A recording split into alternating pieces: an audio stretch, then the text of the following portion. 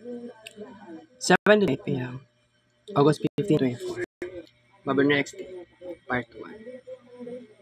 Evening edition series Mabel Vlog.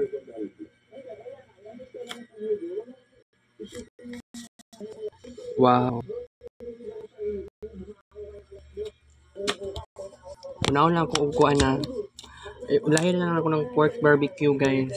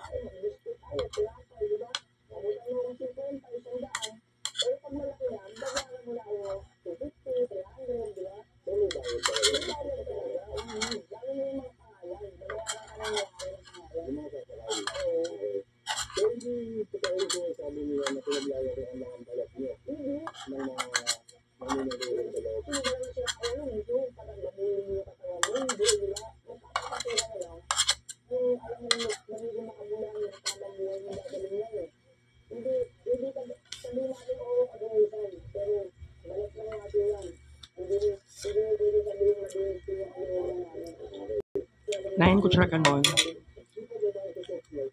9 pa hotdog. Contain veggies. Alright.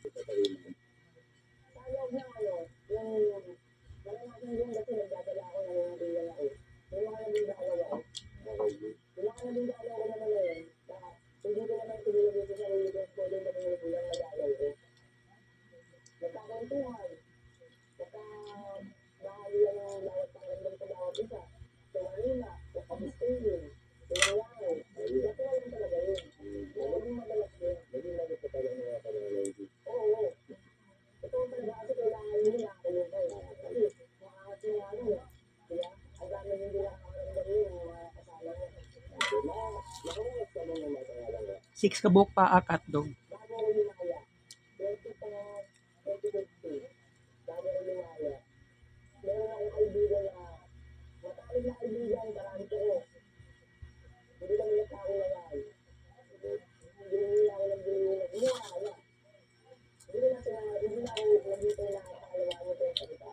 Dahil kayo.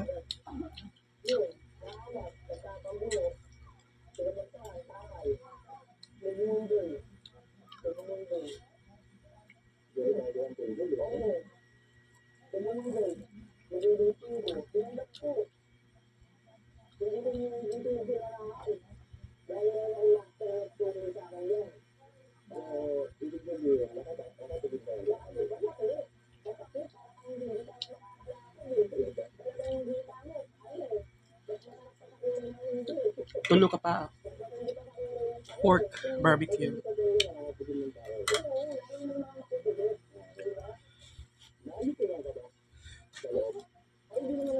Kuhan pa siya guys. Init pa siya.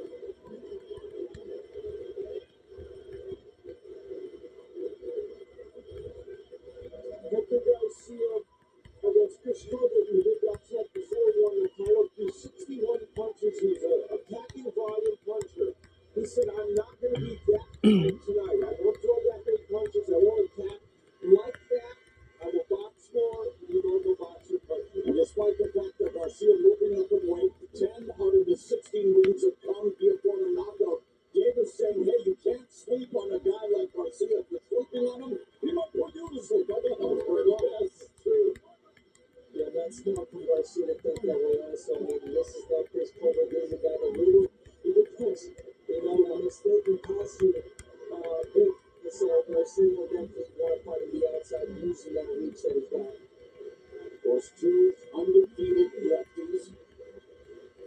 And you know that Davis all about that low output, high accuracy, loves to download data like his former promoter, Floyd Mayweather. Only averages 34 punches per round, but as we saw in the last fight against Rolly Romero, where he was even less accurate than that, he reached the point where he was able to land the big punch, and he's always done that, except for his fight against Isaac Cruz, who went the distance and gave him a very, very big fight, and pretty close to seeing it. You can see already the difference in stats. Obviously, both southpaws, a different impression, a different type of fight that Davis has to bring into this fight. The last time he fought a southpaw was against Jesus Clay. And he said, I don't really like to fight southpaws. I'd rather fight right catch it out. Garcia saying that he has to take advantage of his height advantage. He says he can adapt himself to the rhythm of his opponent, likes to manage the distance. 3 fights ago, he outpointed another lefty, Isaac Avila, over 8 rounds. Garcia was decked in the very first round by a counter left hook from Avila, but got straight back up to take over the fight. Garcia knocked out his career. Yes. Both men are collecting data, as you point out here in round number 1, seeing what the other guy has to offer. And even in that fight with Romero, when there was real low output, there was a palpable tension in the crowd, knowing that at any moment the detonation would come. It's always the case in Davis fights.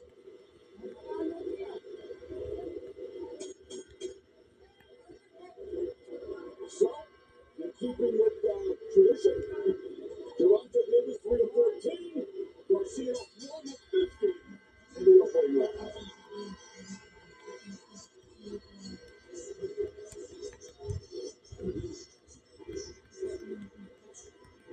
We'll see what he's able to do to win. For Davis, we mentioned his low output kind of a fighter. Don't get rounds away early. You don't want to do that because you might not get that big knockout later. Uppercuts only on the inside. It's got a great uppercut, but those on the outside, you'll get countered. They have the right hook, which is the punch that knocked Garcia down before. You want to get that punch in if you're Davis. As for Hector Garcia, do not overcommit. If you overcommit in your punches, one punch from Davis can be right. And I mentioned it earlier, not too much volume, enough to be more than Davis. And Davis mentioned he has a very good left hand. When he steps back, a counter left hand, and Davis knows he can't deliver that. Second round, Davis with a 93% knockout rate, second among fighters rated by the Ring Magazine. Had that 16-point Carol Street ended in his toughest fight today. That Rosenton victory of Isaac Cruz that you mentioned now. In that fight, the 121 landed punches by Cruz, the most ever by a Davis opponent. And the other thing is, Cruz landed a lot of body punches in that fight. And to be fair, Davis got half of it, but got injured like that. Yeah, he did. That's true. Garcia only lands 13% of his punches are body punches. If he does get a chance, he's going to want to go downstairs a little more. Yeah, and if you want to make comparisons, I mean, the other two fighters that really have, problems, I would say, I have to say, is Isaac Cruz and the other Cruz, Leo Santa Cruz. Yes. One of the young fighters that were pressuring with high guard. Not the case here with Garcia. Before Davis went on to land the 2020 knockout of the year with one more devastating left uppercut to the city of sport against Santa Cruz, who got the first man to stop it. But that is one of your keys out there was the volume. You got to be careful how many punches you throw. You got to learn it, carry away with no forward. Yeah, and you got caught. Yep. And you talk about the success, the breakthrough year for Hector Garcia, and he is a candidate. Boxing Writers Association of America was a fighter of the year. His trainer, Bob Santos, one of the candidates for trainer of the year. So he comes into this fight tonight riding a wave of momentum unlike anything he's ever experienced. Yeah, he's got confidence, and we'll see it with the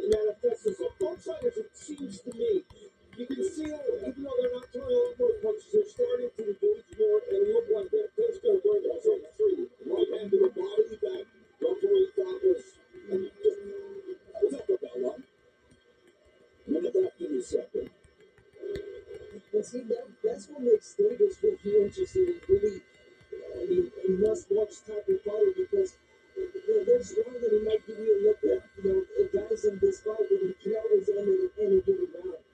Undisputed champion 135 is Devin Haney. Gervonta Davis proclaimed himself the best at 135 because many fighters vying for that claim, but Hector Garcia would like to derail the year that Davis has planned because while he's facing a Garcia tonight, he's already planning to face another Garcia. No raging one Garcia will be one of the biggest fights of the Bro, naka-on pa dyan ng wifi. Oh. Yes, Garcia is using his jab more effectively in this round. And he has elected a couple of 14,000 plus to the Burgos for the night. August 15, 24. Garcia outlanding Davis in this round.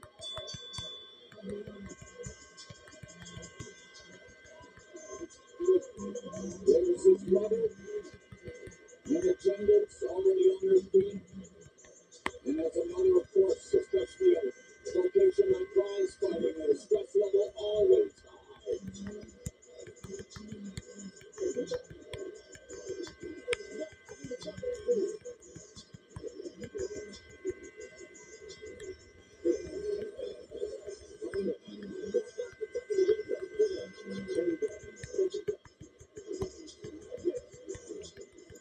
Basta na pag mag-on dig wifi kay muhinay din ng kids pain. Karon palagi ko.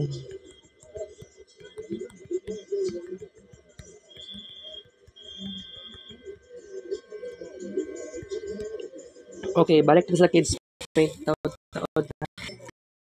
Saan ko guys?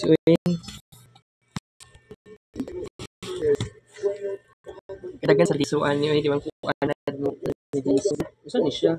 Davis needed as a child.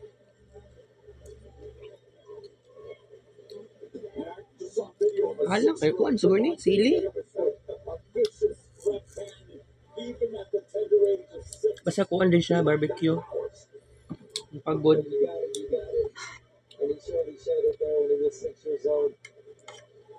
Now, we're seeing a really smart fight from both fighters here. Davis and Garcia both fighting in a range where, it's hard to hit. Garcia not being in a position where you can get hot by Davis.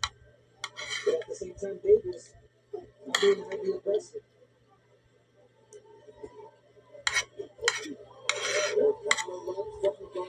That's the punch Davis talked us about. He came in, Garcia landed the counter left. So Garcia having success with that counter left. Yeah, the left hand, the counter left, he steps back a little bit, he lands it. Round two from the southpaw Garcia on the southpaw Davis. Yeah, and he did say, I want to point out that, he had a black eye going into a press conference and said that when he fights or sports southpaws, he would always get thumbed right in the eye.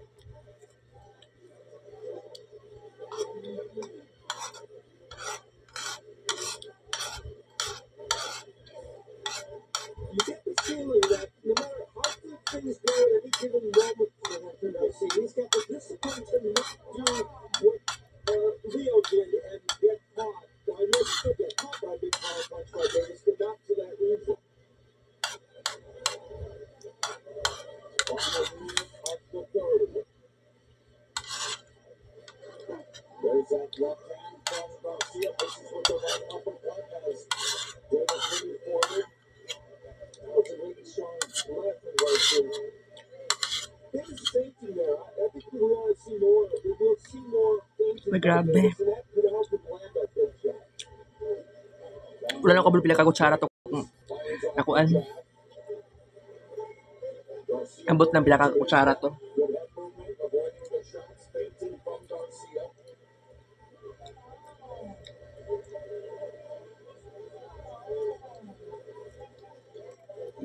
Garcia 5 katilap. behind the solid jab, trying to establish here high, equal guard by Davis. Kuan pa siya, medyo init pa siya guys. Uy, grabe.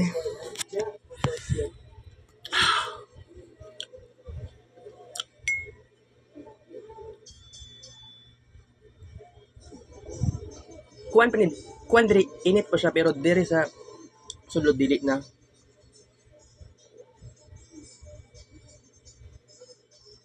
This is where the last there was a left hand that got in, and Davis turned, and because of that, the left hand from Garcia landed behind that, and another.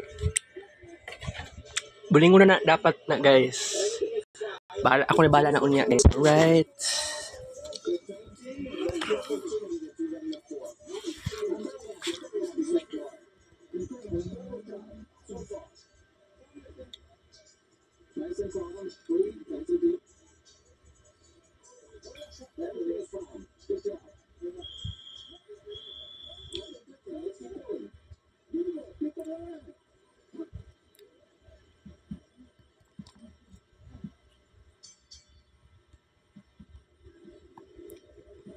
Round number 4, step for 12 at 135 pounds. Davis from Baltimore, press box for the hill from Chark City, one of the best lightweights of all time. The old master, Joe Vance, who reportedly invented the uppercut, a weapon that they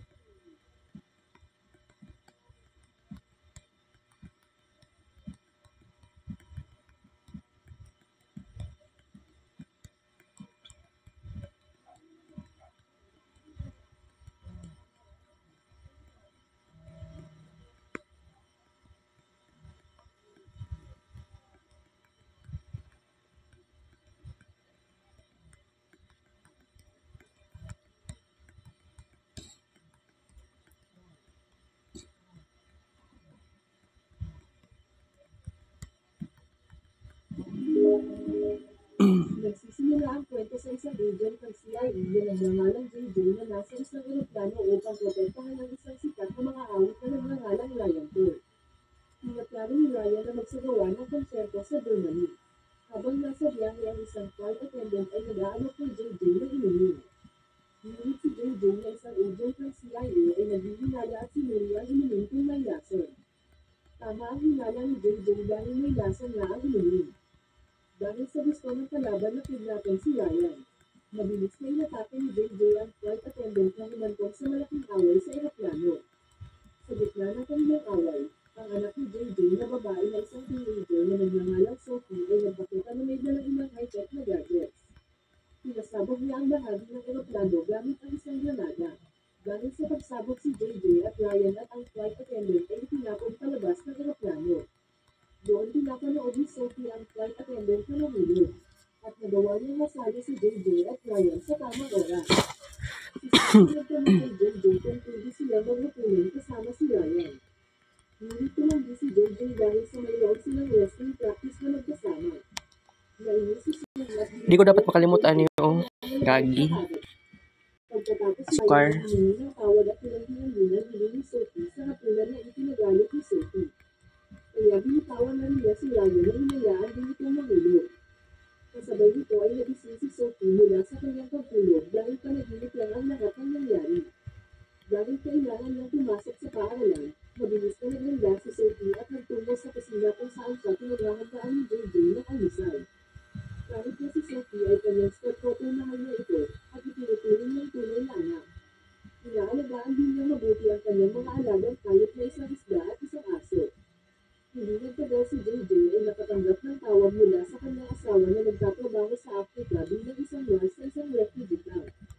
Sa kanilang pakikipag-usap sinabihan siya ni JJ na mag-ingat sa trabaho at iniling sa kanya na bumalik sa Amerika sa lalong madaling panahon dahil na-miss siya ni Sophie. Sa ibang eksena si JJ ay nasa opisina ng CIA kasama ang kanyang kasamahan na si Bobby at iba pang miyembro ng CIA.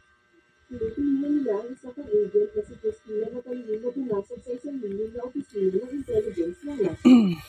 Nang makita ni JJ ang isang gwardiya na kapalapit kay Christina ay mabilis itong binalaan para mapatambol niya ang gwardiya at pumasok sa secret room para kopyahin ang nuclear data.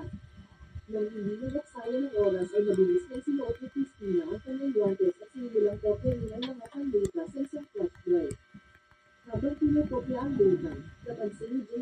isang grupo ng mga armadong gwardiya na papunta sa secret room at sinabi kay Christina upang makatakas siya kagad.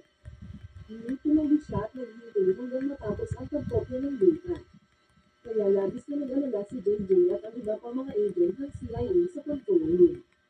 Dahil kung mahuli si Christina, maaaring itong humantong sa isang digmaan sa pagitan ng Russia at Amerika. Sa kabutihang palad ng ang mga gwardiya ay dumating sa secret room, tapos ng kopya ni Christina ang data at nakatakas pala ang nuclear information. Habang ang isang malaking nagngangalang Queen na isang mapanganib na kriminal ay nakatanggap ng mensahe tungkol sa kanyang susunod na target. Nang walang pagkaantala na inihanda ni Queen ang kanyang mga armas at mabilis na umalis upang isagawa ang kanyang bagong mission. Habang sa opisina ng CIA, nakatanggap si JJ ng papuri mula sa pinuno ng CIA na si Queen sa matagumpay na pagbabay kay Christina sa pagkumpleto ng kanyang misyon na kopyahin ang nuclear data. Pagkatapos ay binanggit ni David na kasama sa data ang lokasyon ng isang 23 kilo na Russian nuclear. Sa paaralan si Sophie ay nagsasanay sa choir dahil sasali ang school niya sa isang choir competition sa Vatican. Habang nagpa-practice ng doon din si Ryan na kaibigan ni Sophie sa school dahil leader siya ng school choir team. Pagkatapos ng practice, ninausap ni Sophie ang malapit ng kaibigan si Colin na anak ni David. Sinabi ni Sophie kay Colin na nagustuhan niya si Ryan at pinangarap niya maging sikat na singer si Ryan. Nang marinig ito, pinayuhan ni Colin si Sophie na huwag ipagtapat kay Ryan ang kanyang nararamdaman. Dahil sa pagkakaalam ni Colin ay playboy si Ryan na madalas nakipaglaro sa mga babae. Samantalang si Christina pagkatapos na matapos ang kanyang misyon ay nagpa siya na magbakasyon sandali bago bumalik sa punong tanggapan ng CIA sa Amerika para ibigay ang flash drive na may nuclear data. Ngunit sa hindi inaasahang pagkakataon ay natagpuan ni Queen si Christina. Pinutukan niya ito ng baril at hiniling ang nuclear data. Walang ibang pagpipilian na ibinigay sa kanya ni Christina ang flash drive ngunit pinagkakaroon siya ni Queen. Bandang hapon pagkauwi ni Sophie mula sa paaralan ay sumali siya sa kanyang pagsasanay sa pagtatanggol sa sarili na pinangangasiwaan ni JJ. Salamat sa regular na pagsasanay ni JJ ang mga kasanayan sa martial arts ni Sophie ay mas mahusay kaysa sa karamihan ng iba pang mga teenager. Subalit nang nagkaroon siya na gumawa ng karagdagang pagsasanay ay tumanggi siya. Sinabi niya na kailangan niya umuwi para gawin ang kanyang mga gawain sa paaralan. Nang si JJ at Sophie ay nasa parking lot at naghahanda na para umuwi. Nakatanggap si Sophie ng mensahe mula sa kanyang choir coach. Ang mensahe ay nagsabi na ang grupo ng choir ng kanyang paaralan ay aalis papuntang Vatican sa loob ng 2 araw. Tuwang-tuwa si Sophie dahil makakapag-travel siya sa ibang bansa kasama ang kanyang mga kaibigan. Kinaumagahan sinabi ni JJ kay Bobby na gusto niyang sumama kay Sophie sa Vatican. Dahil hindi niya ito kayang pabayaan na mag-isa, pinilangkahin ni Bobby na si JJ hiniling ng permiso kay David, kaya nagpunta si JJ para kausapin ang kanyang amo tungkol dito. Nang malaman ni David na pupunta din si Colin sa Vatican kasama ang choir group ni Sophie, ay pumayag siyang paalisan si JJ para mabantayan niya pareho si Colin at ang iba pang mga estudyante. Habang si David at ang ibang miyembro ng CIA ay hindi alam na napatay si Christina at hinakaw ni Queen ang flash drive na may nuclear data.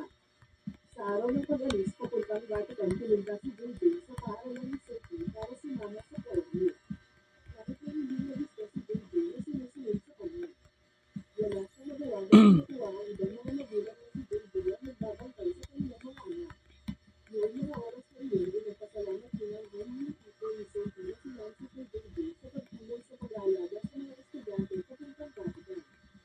Pagdating sa Vatican ang choir group ay sumakay muna sa bangka upang mamasyal bago tumira sa kanilang hotel para magpahinga. Nang sumapit ang gabi, nagulat si JJ nang dumating ang bureau ni Nancy sa kanyang sulit. Tinanong niya si JJ na tumira na siguraduhin na ang lahat ng mga estudyante ay nasa kanilang mga sulit pagsapit ng 21. Sinula ni JJ na tingnan ang mga sulit ng mga mag-aaral na ikinagulat niya na maraming mga sulit at walang laman at si JJ ay nagsimulan ng pangit. Sa lalong madaling panahon ay natuklas ang ganaan ng mga mag-aaral na nagtipon sa isang sulit na may kaunting sulit salo at nagdidinunan na nagkasama. Dahil dito dinagsabihan sila ni JJ na bumalik sa kanilang sarili mga kwarto kagad. Pagkatapos ay tinapok si Nancy sa pinto matapos marinig ang ingay mula sa loob ng sulit. Nang buksan niya ang pinto ay mabilis na nagkunwari ang mga estudyante na nagpaplakta sila ng choir kasama si JJ para maiwasang magalit si Nancy. Saka sinabihan ng lahat na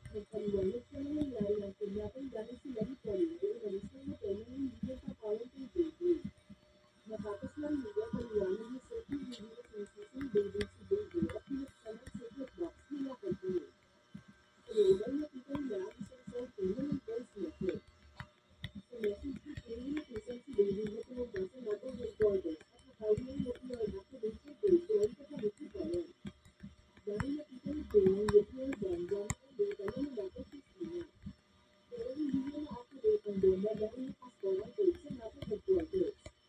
Kaya naman tinulungan si Colin para pilitin si David na kunin ang goal. Nagplano si David na pumunta sa laban ng quarters. Doon nagtanong si David kung pwede namin mag-iwi si Sophie sa loob. Pero dahil pa sila sa oras ay pinili si David na sumama sa kanya si Sophie. Samantalang sinabi ng player coach sa mga mag-aaral na magsanay na mas mabuti bago ang kompetisyon. Itinalang nila sa kanila na hindi sasali sila Sophie at Colin dahil may wala silang mga malagang bagay na dapat asikasuhin kasama si David. Maya-maya ilagay si David at ang kanyang kapalan sa pinang tanggapan ng nato. Dahil sa kanyang mahalagang posisyon na nagawa ni David na magaling pumasok at makipagkita sa Colin.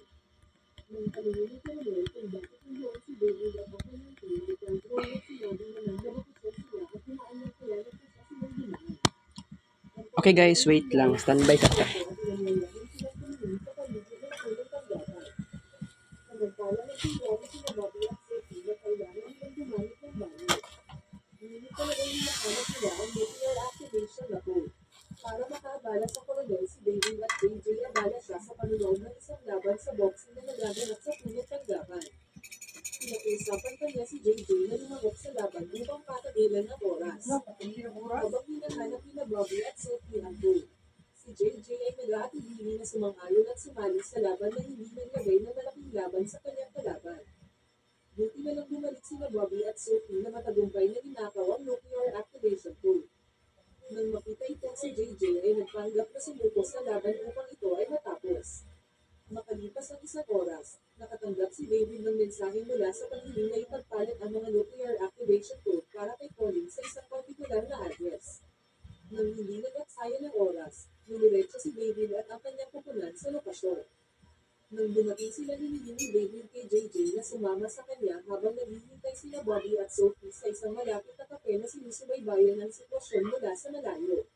Maya-maya dumating si Crane sakay ng isang malaking kotse at biglang bumangga sa kotse ni David dahilan para mawalan ng malay sina David at JJ. Ang mga tauhan ni Crane sa dinala sila sa hideout nila. Samantalang sina Bobby at Sophie na nakakita sa nangyari ay palihim na sinundan si Crane sa kanilang pinagtatagwan. Ilang saglit ay nagising si David at JJ at nakatuan ng kanilang mga sarili na nakatali sa isang abandonadong building. Si Crane sa kasunod at ninati sila na malapit na daw silang salubungin ng kanyang amo na itinagulat nila. Ang amo ni Crane na si Nancy na nagpapanggap bilang isang guro upang itago ang kanyang tunay na pagkakakilanlan bilang isang pamunahing kriminal. Si Nancy ay nagpahayag ng kanyang plano na gusto niyang ilagay ang nuclear bomb sa choir competition kung saan maraming estudyante at opisyal ng high school mula sa iba't ibang bansa ang naroon. Ang layunin niya ay humingi ng ransom mula sa bawat bansa na nagbabantang magpapasabog ng bomba kung hindi sila magbabayad. Kaya naman hiningi ni Nancy ang activation code ng bomba kapalit nito ay palalayain nila si Colin. Nang walang ibang pagpipili ang ibinigay ni David ang code. Ngunit sinira ni Nancy ang kanyang pangako. Inutusan niya ang kanyang mga tauhan na punin si David at ganong pagaling si Cody. Sa tingin niya ay wala nang sila doon. Bago malis ay nag-work siya ng muscle sa katawan ni JJ at si JJ gamit sa kapal na bikilang lakas ay sinubukang tumawala sa mga libro. Hindi ko na una na ilagay na siya habang kumalat na muscle sa kanyang katawan. Ilang sandali matapos dumating sila Bobby at Sophie sa oras na nakita si JJ at mabilis na rinigyan siya ng panlunas sa lason. Nang si JJ ay ligtas na, si Bobby at Sophie ay nagsimulang bumabog kay Claire na nagdala kay Colin sa isang nakatagong lokasyon. Samantalang pinag-Nancy si David sa bagulan at pagpaplano para i-activate ang nuclear bomb. Nang dumating si Claire sa kanyang disposisyon, nagpapasangkin na matapos si Tommy doon.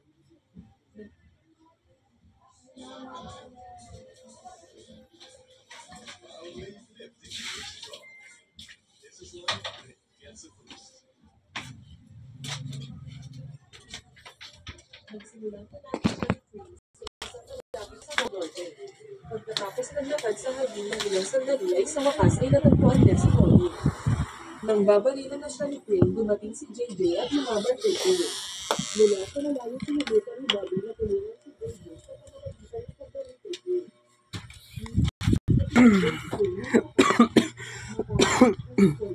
Alright.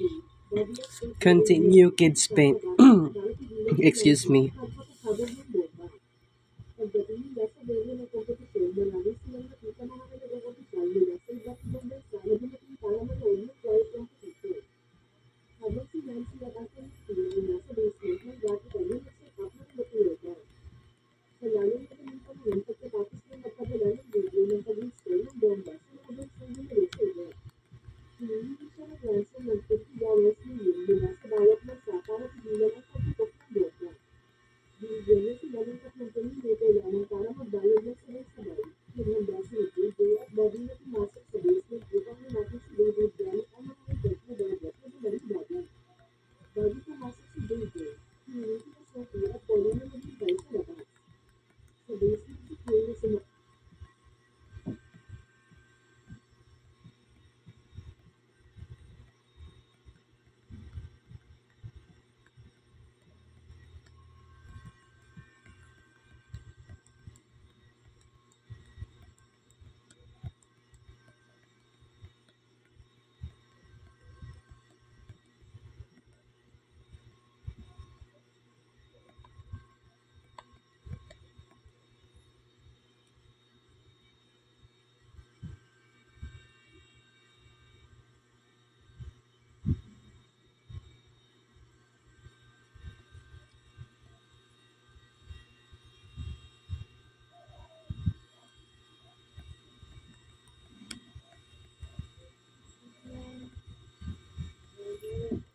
Ulit na si Mama, guys.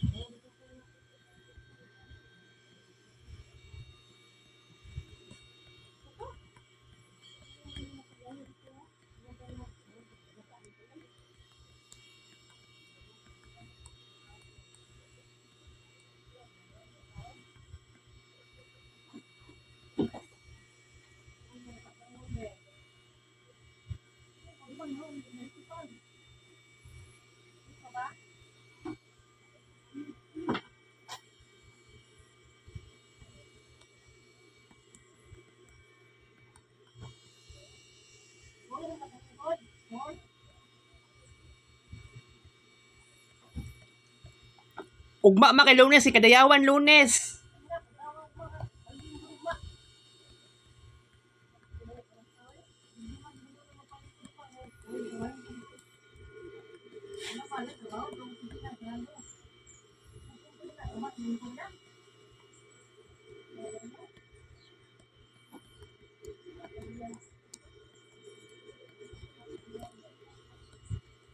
Ma!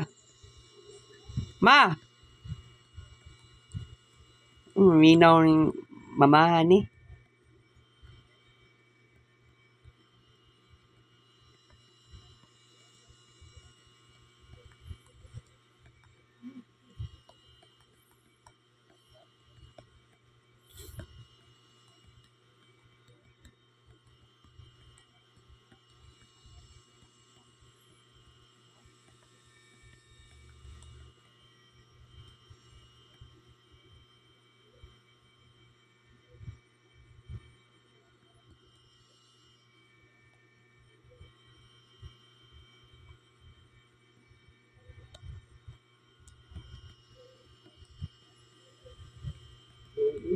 sa China ay nagkaroon ng malaking kaguluhan dahil sa pagkamatay ng matandang emperador ay marami ang nagnanais na kunin ang posisyon nito.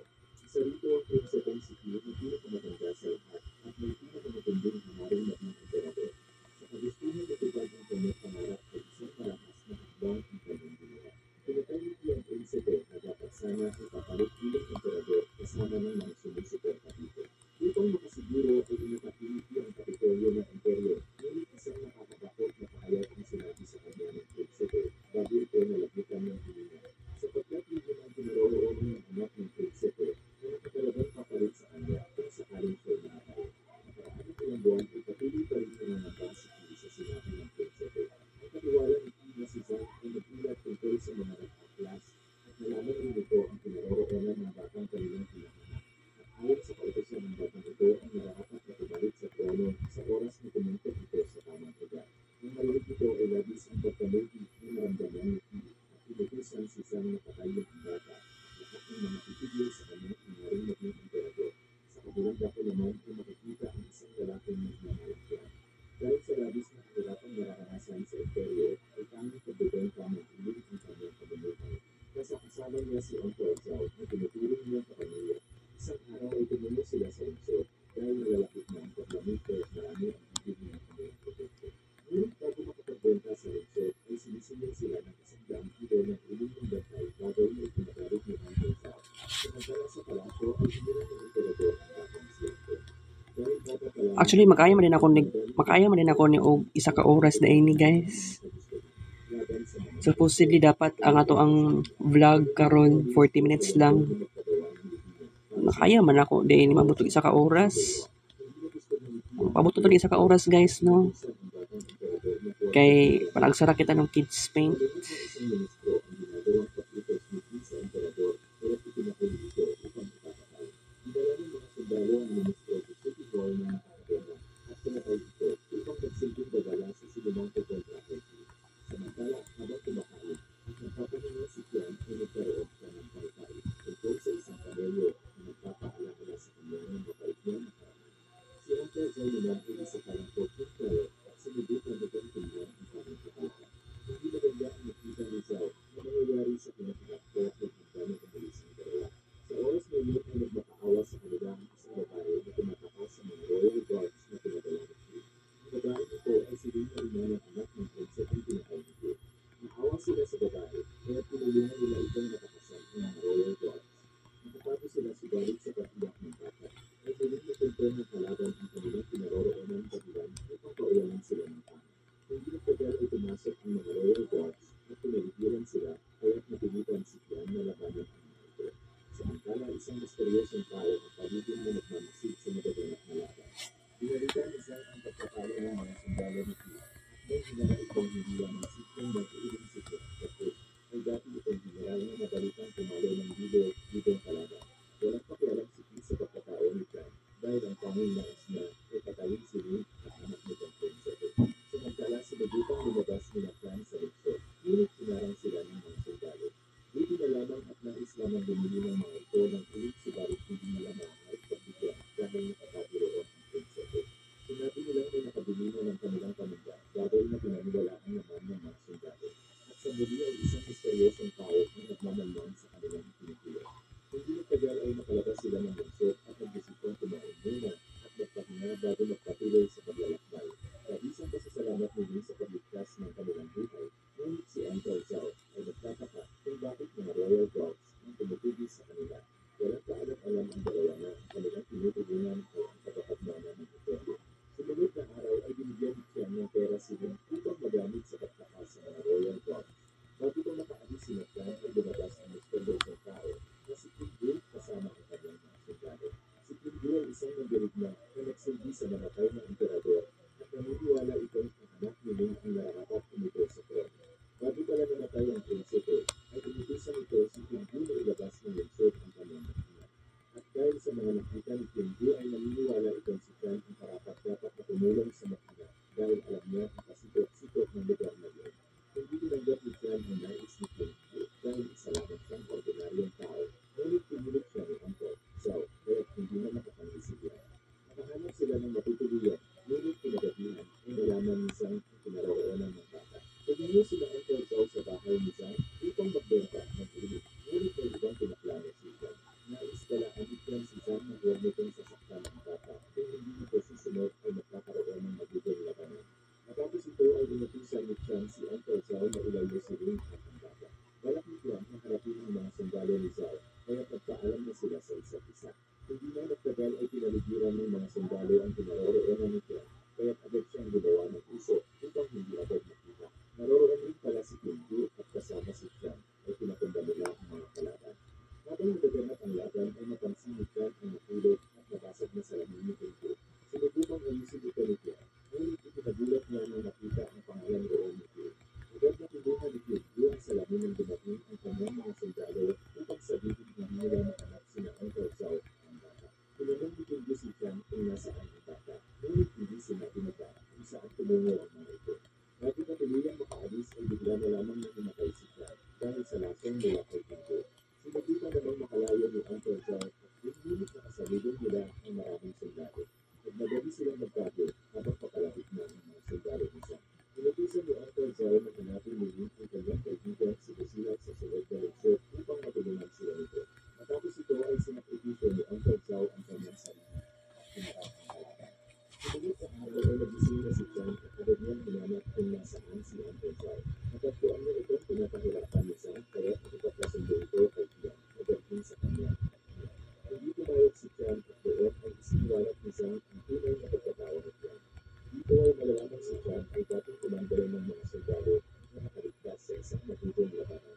Itinago pala ni Tian ang kanyang pagkatao dahil napatay niya ang isa-isang anak ni Uncle Zhao. Napilitang patayin ni Tian ang anak ni Uncle Zhao dahil ito lamang ang paraan upang maisalba ang buhay ng marami.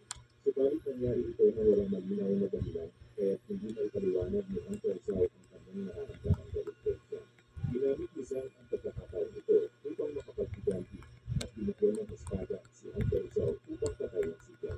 Ngunit sinubukang patayin ni Uncle Zhao si Zhang Yun lang at nakailag ito at sinaksak si Uncle Zhao.